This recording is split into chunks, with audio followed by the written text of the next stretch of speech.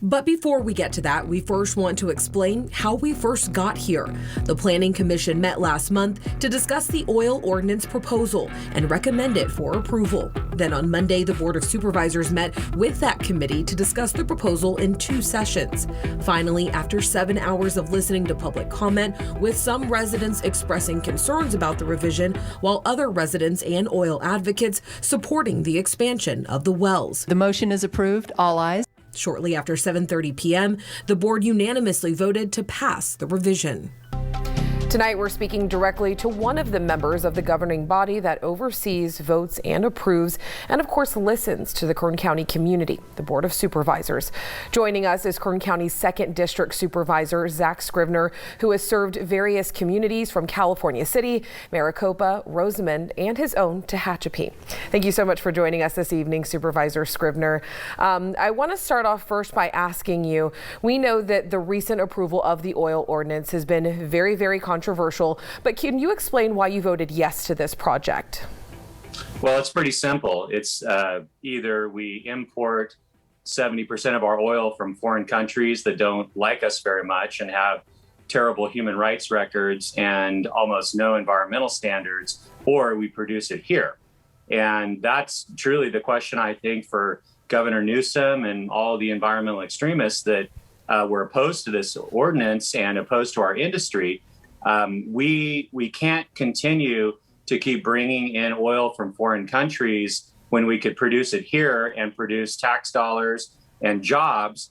One of the worst pollutants in the state of California is actually the ports, because the ports are overloaded with the big tankers coming in, with their diesel engines that are nowhere as clean as the average diesel truck that's running up and down the 99 or the I-5. I think a question that a lot of people have is how much revenue and how many jobs is this project expected to generate for the county?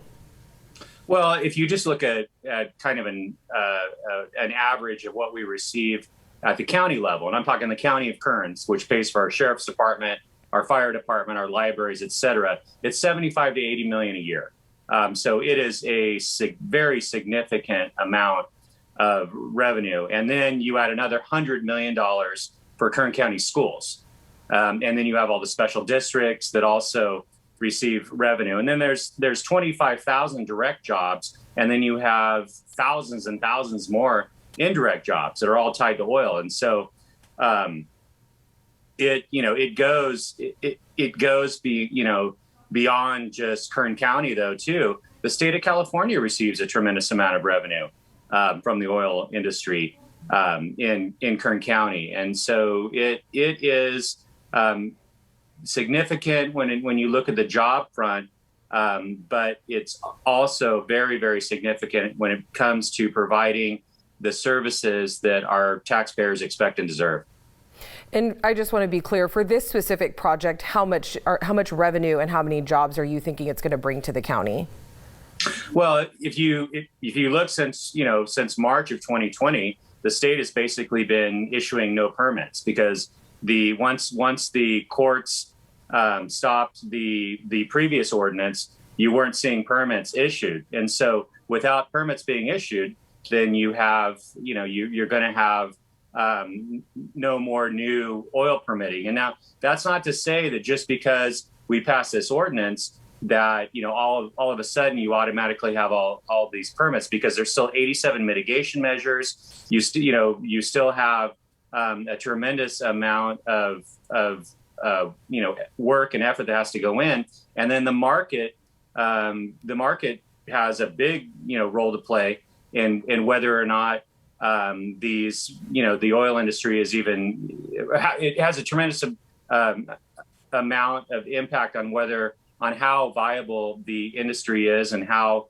they make market decisions about when they drill and how much they drill. So it'd be very hard to put a price tag on exactly how much this ordinance is going to mean as far as revenue. And I know that oil and renewable energy are both sectors in your district. So right now, how is oil doing in District 2? What are you seeing in terms of jobs right now? Well, as I said, the lack of permits in since March of 2020 has a big impact. So to answer your question kind of simply, not well. No pun intended. It is, it's been a real struggle for the industry, coupled with the fact that they continue to have the governor and others that are on the radical left in Sacramento that talk about ending the oil industry for the state of California, which is absurd because if you think about it, almost everything we use, the monitor that I'm looking at, the monitor you're looking at, our clothing, the furniture that we have in our homes, the carpets, everything, that all has petroleum products in it. And so the notion that we can end oil usage in California, in the state of California, or in the world is a completely ridiculous notion. But what I heard so much from the radical environmentalists that were calling in, opposing the oil industry, and other people who probably just were uneducated, maybe a little misguided in their thought process, is that we have to end oil in Kern County because of global warming. Well, how do you do that when you see that you have thousands and thousands and thousands of more barrels of oil being required by California consumers each and every year over the last 10 years? The alternative would be to import it from Saudi Arabia, Ecuador, Colombia, Iraq.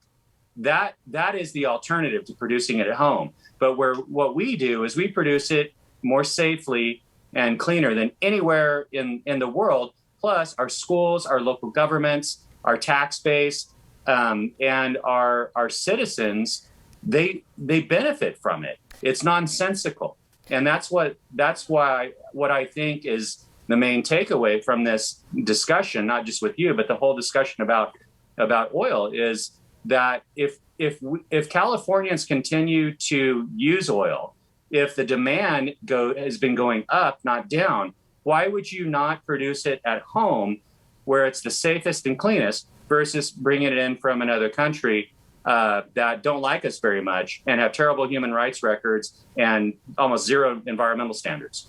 It is nonsensical. And Supervisor, I do want to ask you, are you worried about any environmental impacts? I know that you said a lot of people called in worried about environmental impacts. Is that a concern for you? I know that a lot of people here talk about the air quality and things like that. Is that a concern? Well, of course it is. And that's why we did this huge environmental impact report that mitigates 87 mitigations for various impacts.